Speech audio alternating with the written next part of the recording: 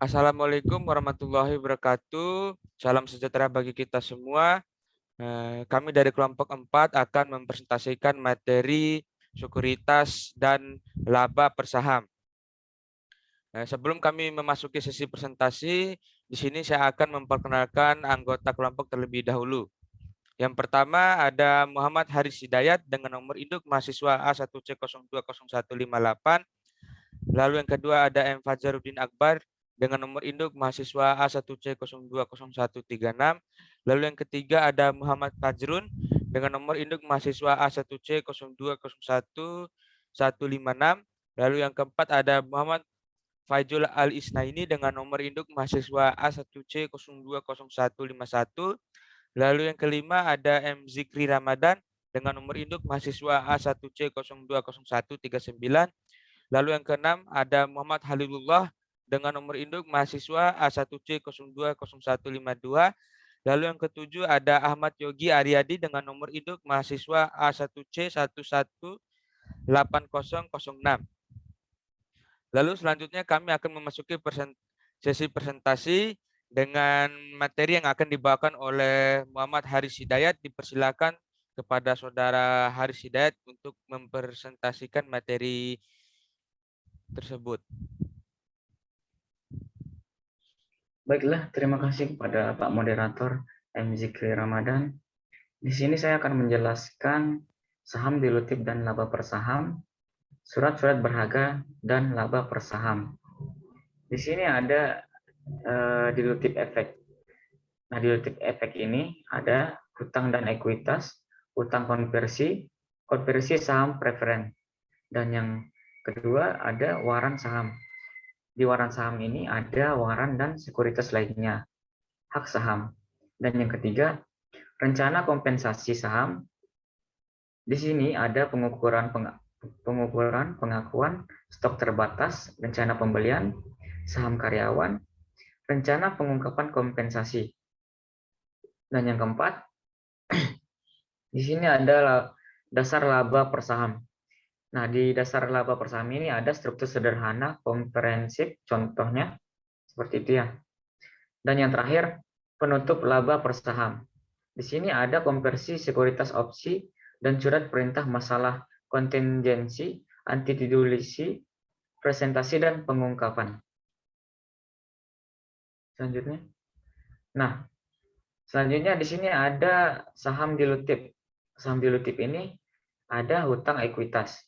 Nah, hutang dan ekuitas ini banyak kontroversi yang berkaitan dengan akuntansi untuk instrumen keuangan seperti opsi saham, sekuritas yang dapat konversi, dan saham preferen terkait dengan apakah perusahaan harus melaporkan instrumen ini sebagai kewajiban atau sebagai ekuitas. Dan selanjutnya, di sini ada akuntansi utang konversi.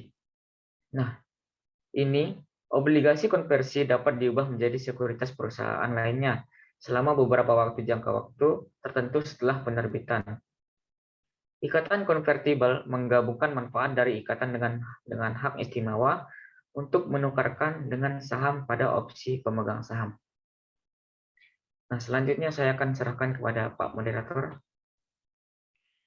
Ya, terima kasih kepada saudara Muhammad Haris Hidayat telah mempresentasikan materi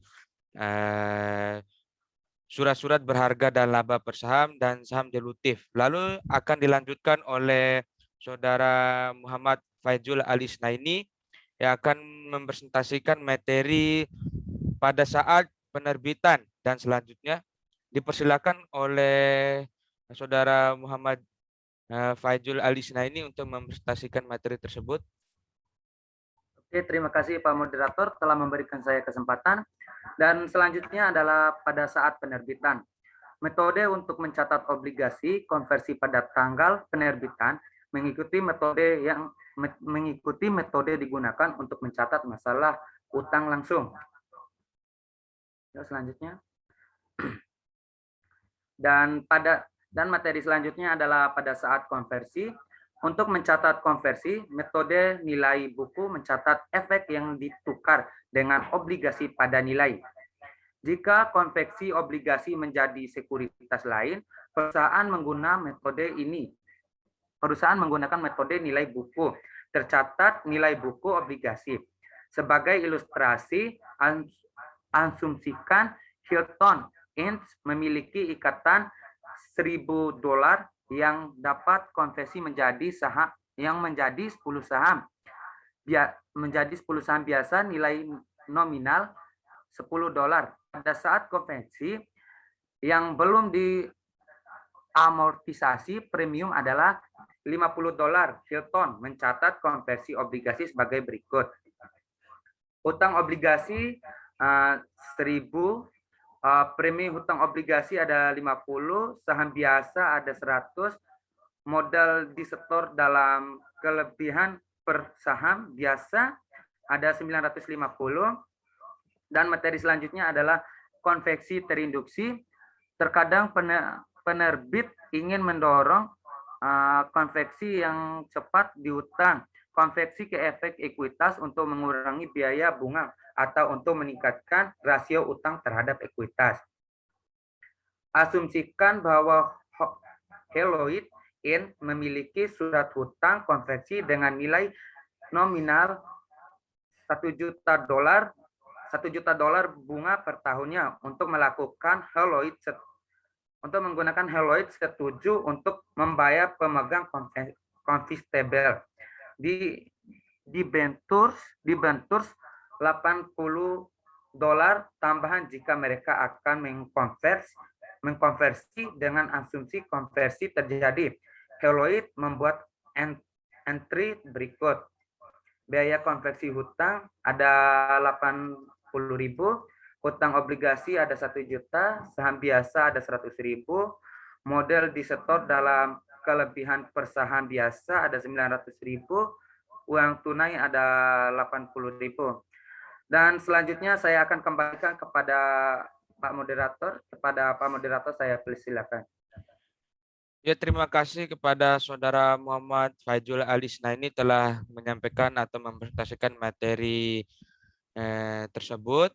Lalu akan dilanjutkan oleh Saudara Ahmad Yogi Aryadi yang akan mempresentasikan materi saham preferensi konferensi, dan selanjutnya dipersilakan kepada Saudara Ahmad Yogi Aryadi untuk mempresentasikan materi tersebut. Baik, terima kasih Pak Moderator. Untuk materi selanjutnya, saham preferensi konferensi. Saham preferen yang dapat dikonversi termasuk opsi bagi pemegangnya. Untuk mengkonversi yang saham preferen menjadi sejumlah saham biasa. Perbedaan utama antara akuntansi yang obligasi konversi dan saham pilihan konferensi pada tanggal penertiban adalah klasifikasi mereka. Untuk mengilustrasikannya, asumsikan perusahaan host mengeluarkan 1.000 saham biasa atau bernilai $2. Pada konversi 1.000 saham dari saham preferen atau nilai nominal $1, itu awalnya dikeluarkan untuk premi $200. Entry tersebut adalah saham preferensi konferensi 1.000, modal disetor dalam kelebihan per saham preferensi 200, saldo laba dan saham biasa 2.000. Waran saham dengan harga tertentu dalam periode yang ditentukan. Opsi ini mirip dengan hak konversi dengan harga tertentu dalam periode yang ditentukan. Penertiban waran atau opsi untuk membeli saham tambahan biasanya muncul di bawah 3 situasi. Saat menertibkan berbagai jenis sekuritas seperti obligasi dan saham preferen, perusahaan sering menyertakan waran untuk membuat keamanan lebih menarik dengan menyediakan penendang ekuitas. Setelah penertiban saham biasa tambahan, pemegang saham yang ada memiliki preemptive hak untuk membeli saham biasa. Perusahaan dapat mengeluarkan waran kepada bukti yang benar. Perusahaan memberikan waran, sering disebut sebagai opsi saham, kepada eksekutif dan karyawan sebagai bentuk kompensasi. Untuk materi selanjutnya saya kembalikan ke moderator. Ya, terima kasih kepada Saudara Ahmad Yogi Aryadi telah menyampaikan materi tersebut. Selanjutnya, saya sendiri akan menyampaikan materi waran saham diterbitkan dengan efek lainnya dan materi selanjutnya. Di sini ada waran saham diterbitkan dengan efek lainnya. Perusahaan dapat berdagang waran yang dapat dilepas terpisah dari hutang. Ini memungkinkan penutupan nilai wajar. Keduanya memiliki metode alokasi yang tersedia adalah yang pertama metode profesional dan metode inkremental. Yang pertama ada metode profesional. Pembeli saham biasa atau dengan nilai nominal $5 dengan harga $25. Pada saat itu saham AT dan T dijual sekitar $50. Misalnya kita asumsikan bahwa obligasi AT dan T atau dengan nilai per $1.000 dijual seharga 99 tanpa jaminan segera setelah masalah mereka. Harga pasar waran pada saat itu adalah $30 atau sebelumnya untuk menjual waran tidak akan memiliki nilai wajar. Lalu alokasi bergantung pada estimasi wajar nilai. Umumnya sebagaimana ditetapkan oleh bankir investasi atau pada nilai wajar relatif obligasi dan waran segera setelah perusahaan menerbitkan dan memperdagangkannya. Lalu harga membayarnya 10.000 dengan $1.000 obligasi dengan waran terlampir per atau $10 juta. Dalam situasi ini obligasi dijual dengan diskon. AT dan T mencatat penjualan sebagai berikut. Uang tunai senilai 9.705.882 dengan diskon hutang obligasi 294.118, lalu hutang obligasi 10 juta. Setelah itu AT dan T menjual waran yang dikreditkan ke modal di setor itu membuat yang berikut termasuk uang tunai sebesar 294.118 dan modal disetor waran saham sebesar 294.118 dengan asumsi investor menggunakan semua 10.000 waran atau satu waran per satu saham dari saham. Lalu AT dan T membuat entry berikut. Uang tunai 10 juta atau 10.000 dikali dengan $25 dengan nilai 250.000. Lalu modal disetor atau waran saham sebesar 294.118. Lalu saham biasa 10.000 dikali dengan $5 dengan nilai 50.000. Lalu modal disetor dalam kelebihan per saham biasa dengan nilai sebesar 494.118. Lalu selanjutnya memasuki metode inkremental. Dalam kasus di mana perusahaan tidak dapat menentukan nilai wajar waran atau obligasi, itu menerapkan metode tambahan yang digunakan dalam pembelian saham lump sum. Sebagai contoh, diasumsikan bahwa nilai wajar waran AT dan T adalah $300.000, tetapi perusahaan tidak dapat menentukan nilai wajar obligasi tanpa waran. Ilustrasi 16-2 menunjukkan jumlah yang dialokasikan untuk waran dan stok dalam kasus ini.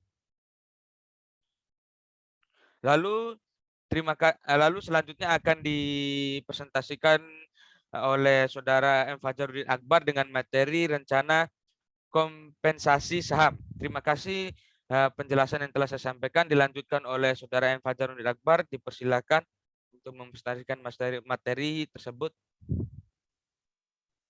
Baik, saya akan mengambil alih materi yang akan kita bahas adalah rencana kompensasi saham. Jadi di mana program kompensasi yang efektif melakukan hal sebagai berikut. Nah, di sini ada 5. Yang pertama itu mendasarkan kompensasi pada kinerja karyawan dan perusahaan. Nah, yang kedua itu memotivasi karyawan ke tingkat kinerja yang tinggi. Yang ketiga, membantu mempertahankan efek eksekutif dan memungkinkan persekutuan bakat baru. Nah, yang keempat, memaksimalkan manfaat setelah pajak karyawan dan meminimalkan biaya setelah pajak majikan. Selanjutnya yang terakhir yaitu yang kelima, menggunakan kinerja yang hewan. Nah, selanjutnya pengukuran kompensasi saham. Jadi di sini maksudnya itu misalkan sebagai karyawan untuk Hardel itu Anda menerima opsi untuk membeli 10.000 saham. Disebut sebagai tanggal pemberian. Nah, pilihannya bagus untuk 10 tahun. Pasar harga pelaksanaan untuk saham keduanya yaitu $20 pada tanggal pembelian. Apakah nilai kompensasi yang baru saja yang Anda terima? Jadi beberapa terima tidak memiliki nilai, mereka beralasan karena itu perbedaan antara harga pasar dan harga pelaksanaan adalah nol. Nah, tidak ada hasil kompensasinya. Nah, jadi yang lain berpendapat juga bahwa opsi ini memiliki nilai jika harga saham naik di atas $20 setiap saat di 10 tahunnya ke depan. Dan Anda menggunakan opsi, Anda dapat memperoleh kompensasi yang besar. Slide selanjutnya. Nah, di sini teman-teman kita juga akan memahami terkait pengukuran kompensasi saham. Jadi, itu misalkan sebagai karyawan untuk Hardel Inc., Anda menerima opsi lain untuk membeli 10.000 saham, sebut sebagai tanggal pembelian. Pilihannya bagus untuk 10 tahun. Pasar harga pelaksanaan untuk saham keduanya $20 pada tanggal pembelian. Apakah yang nilai kompensasi yang maaf, kita lanjutkan ke materi yang ini saja ya, yang ini.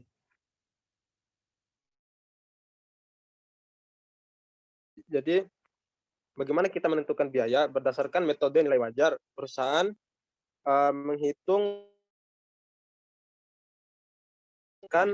pada nilai wajar opsi yang diharapkan pada tanggal mereka memberikan opsi kepada karyawan atau tanggal pembelian.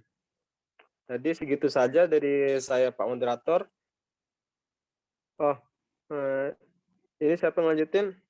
Ya, terima kasih Saudara M. Fajaruddin Akbar telah mempresentasikan materi rencana kompensasi saham dan pengukuran konsentrasi saham dan menentukan biaya. Lalu akan dilanjutkan oleh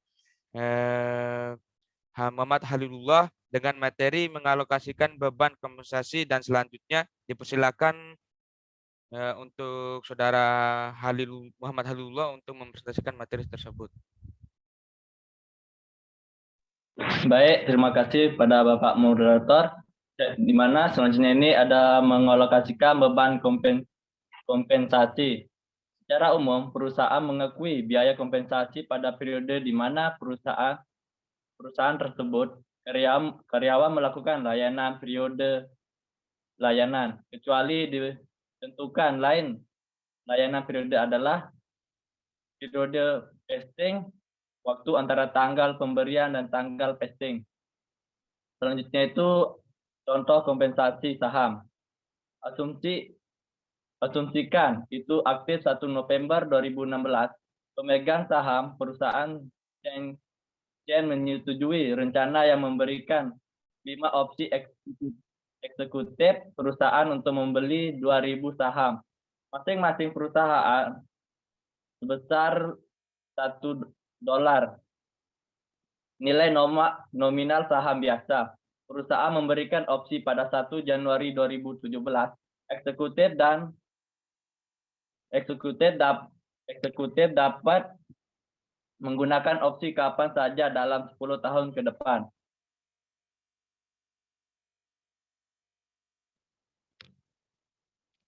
Harga opsi per saham adalah $60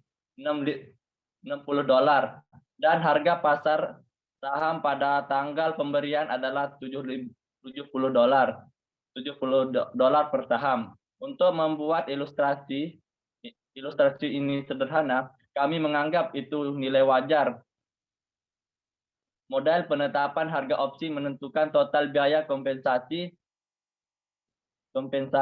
CEN menjadi $220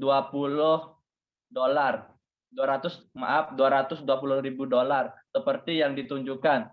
CEN mengalokasikan biaya kompensasi secara merata selama layanan 2 tahun, yang dimana ilustrasinya itu pada tanggal 1 Januari 2017 pemberiannya itu tidak masuk. Sedangkan untuk mencatat biaya kompensasi untuk selama tahun 2017 sampai 31 Desember 2017, yang dimana biaya kompensasinya itu sebesar 110.000.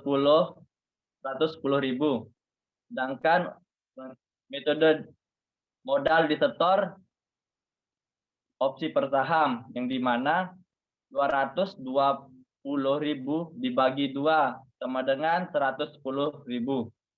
Selanjutnya itu untuk mencatat biaya kompensasi untuk tahun 2018, yang dimana sampai 31 Desember 2018, yang dimana biaya kompensasinya itu sebesar 110.000. Selanjutnya itu ada juga modal disetor opsi per saham sebesar 220.000 dibagi 2 sebesar 110.000. Selanjutnya itu ada dasar laba per saham seperti yang ditunjukkan sebelumnya. Pemegang saham dan calon investor banyak menggunakan laba per saham dalam mengevaluasi profitabilitas suatu perusahaan. Misalnya, jika Oscharchon memiliki laba bersih besar $300.000 dan rata-rata tertimbang dari 100.000 saham biasa yang beredar untuk tahun ini. Laba per saham, di mana laba per sahamnya itu adalah $300.000 dibagi 100.000 menghasilkan $3. Selanjutnya itu ada ketika laporan laba rugi mengandung komponen pendapatan menengah atau seperti opsi dihentikan. Perusahaan harus menggunakan laba per saham untuk setiap komponen presentasi dan ilustrasi, yang dimana ilustrasinya itu pendapatan per saham, yang dimana pendapatan per saham ini ada pendapatan dari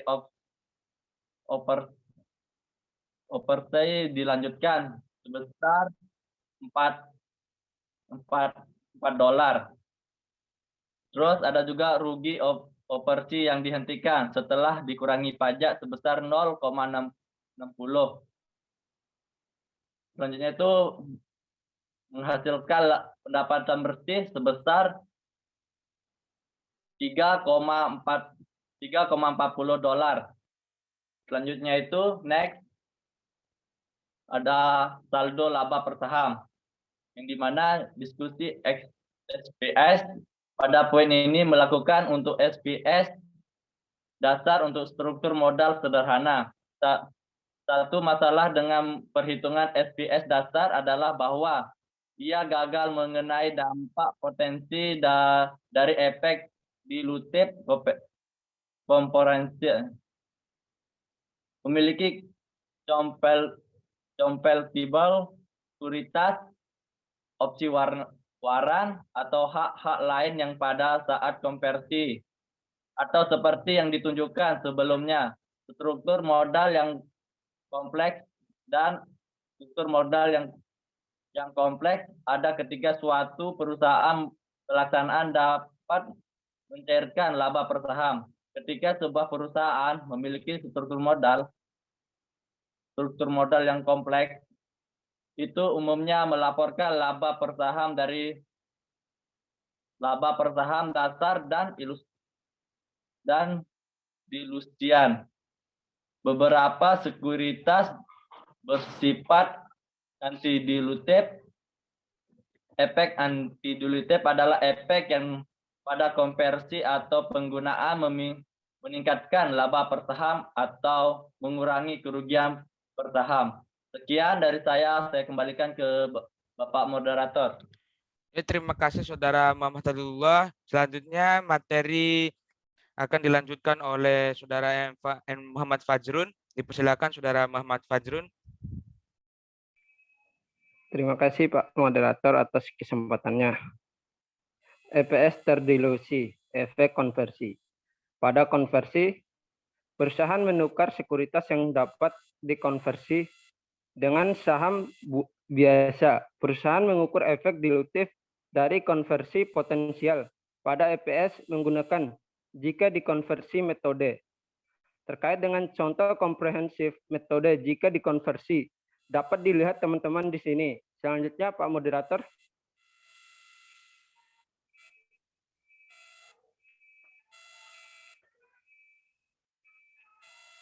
Presentasi dan pengungkapan EPS. Perusahaan dengan struktur modal yang kompleks akan menyajikan informasi EPS sebagai berikut. Ketika laba suatu periode termaksud operasi yang dihentikan, perusahaan harus menunjukkan jumlah per saham. Atau jika berlaku untuk yang berikut, penghasilan dari melanjutkan operasi yang dihentikan dan laba bersih. Perusahaan yang melaporkan dihentikan operasi harus menampilkan jumlah per saham untuk item baris ini di muka dari laporan laba rugi atau dalam catatan atas laporan keuangan. Ilustrasi 16-26 menunjukkan presentasi yang melaporkan operasi yang dihentikan. Selanjutnya, Pak Moderator. Perusahaan harus menunjukkan laba per jumlah saham untuk semua periode yang disajikan. Juga perusahaan harus menyatakan kembali semua laba periode sebelumnya per jumlah saham yang disajikan. Untuk dividen saham dan stock split, jika itu melaporkan data EPS terdilusi untuk setidaknya satu periode, perusahaan harus melaporkan data tersebut untuk semua periode yang disajikan. Bahkan jika itu sama dengan dasar EPS ketika perusahaan menyatakan kembali hasil operasi periode sebelumnya sebagai akibat dari kesalahan atau perubahan dalam prinsip akuntansi. Itu juga harus menyajikan kembali laba per saham, data ditampilkan untuk periode sebelumnya. Selanjutnya, Pak Moderator.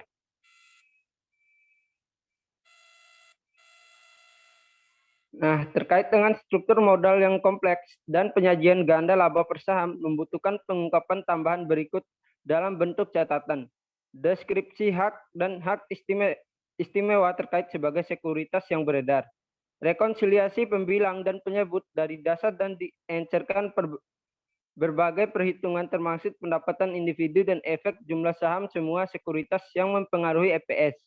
Efek yang diberikan dividen, pilihan dalam menentukan pemegang saham dalam menghitung EPS dasar, efek yang berpotensi melemahkan EPS dasar di masa depan yang tidak termaksud dalam perhitungan karena mereka akan inti dilutif, pengaruh konversi setelah akhir tahun, tetapi sebelum mengeluarkan pernyataan.